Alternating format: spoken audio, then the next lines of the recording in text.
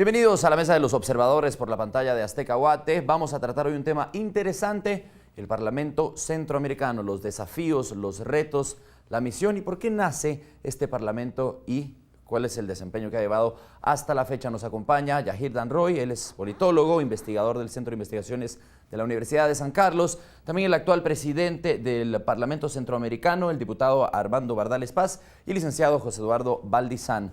Yo quisiera comenzar con el presidente del Parlacén. Antes de comenzar hablábamos de 4 iniciativas que están impulsando ahorita en el Parlamento Centroamericano. ¿De qué se tratan las mismas y cómo esto forma parte de la misión?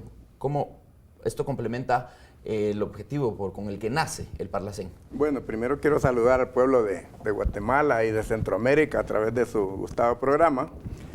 El Parlamento nace a raíz de los conflictos que tenía la región. Ustedes recuerdan que en los años 80 había conflicto bélico en Nicaragua, había conflicto bélico en El Salvador, había una guerra civil en Guatemala. Primero empieza con los cancilleres de Panamá, de México, Colombia, que se reúnen en la isla de Contadora. Y preocupados los cancilleres, por supuesto, con el visto bueno de sus gobiernos, por la paz en la región de Centroamérica. Y proponen las primeras cumbres presidenciales y se da la cumbre de Esquipulas 1 en el 86 aquí en Esquipulas y la 2 en el 87. Ahí nace el acuerdo de paz de luchar por la paz en la región y el presidente Vinicio Cerezo propone la creación del Parlamento Centroamericano a fin de poder juntar a todas las fuerzas políticas de Centroamérica en un esfuerzo por mantener siempre la paz y desde ahí promover el desarrollo. Por eso el Parlamento en su naturaleza dice que es un foro democrático que lucha por la libertad, por la justicia y nace para promover el desarrollo. ¿Qué quiere decir? Para crear mejores condiciones de vida en el pueblo de Centroamérica. ¿Qué tan lejos está de los objetivos que menciona el presidente del Parlacén, el actual Parlacén? ¿Ha cumplido con su cometido? Bueno, buenas noches a todos y gracias por la invitación.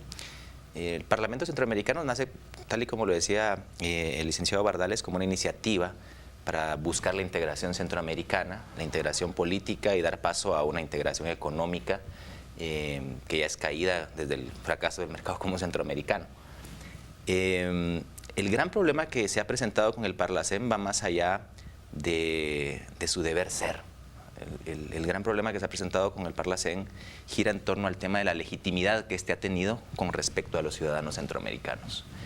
Y ese no es un problema que recaiga únicamente en un ente como el Parlamento Centroamericano.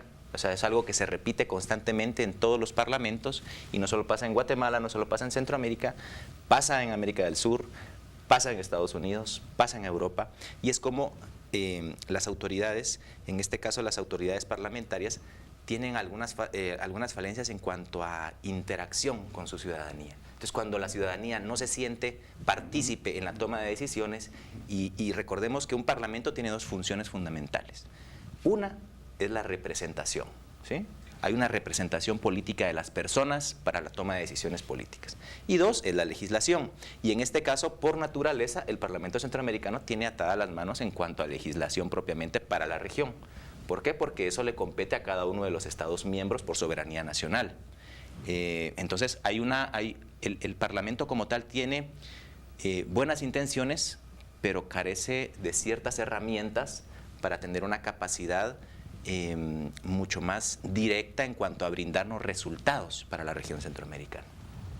Yo quisiera retomar lo que dijo sobre la percepción del ciudadano sobre el Parlacén y preguntarle a José Eduardo si está de acuerdo conmigo. Pues bueno, una noticia hace más eco mala cuando es muy mala que cuando es buena. Sí. Y cuando llegan personajes al Parlacén para utilizarlo como un pido pelo en la tenta de la política y quedar impunes, ese es un problema bastante grave. No sé si está de acuerdo, José Eduardo. Sí, definitivamente. Es que nosotros podemos evaluar las buenas intenciones, podemos evaluar si ha cumplido o no ha cumplido, que a todas luces no ha cumplido.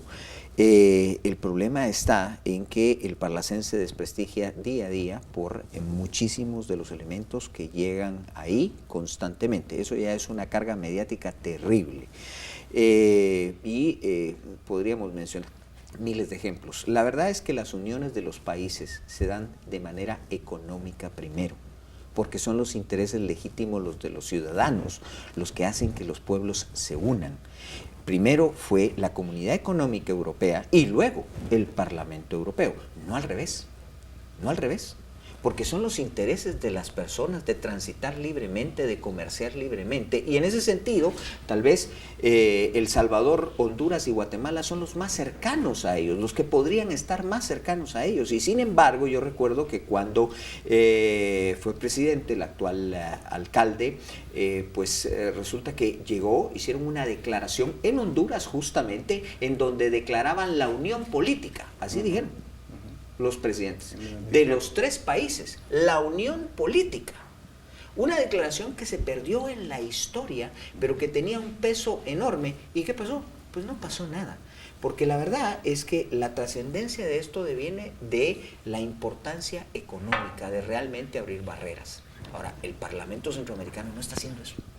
No está haciendo esto. Hoy por hoy, para la gente es un refugio de malos políticos y un gasto innecesario de dinero.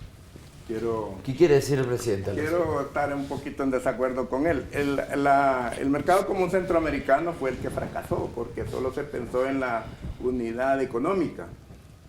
La integración depende de voluntad política. Fíjese que el Parlamento ha sido visto exactamente como usted lo describe, pero le quiero recordar que nosotros empezamos con 3 países, Guatemala, Honduras y El Salvador, y hoy está integrado Panamá, República Dominicana y Nicaragua. Somos 6. Hemos crecido en esa dimensión. Por otro lado, los que antes estaban en conflictos, que unos perseguían a los otros, hoy se ponen de acuerdo para viajar en el mismo carro y comer en el mismo restaurante.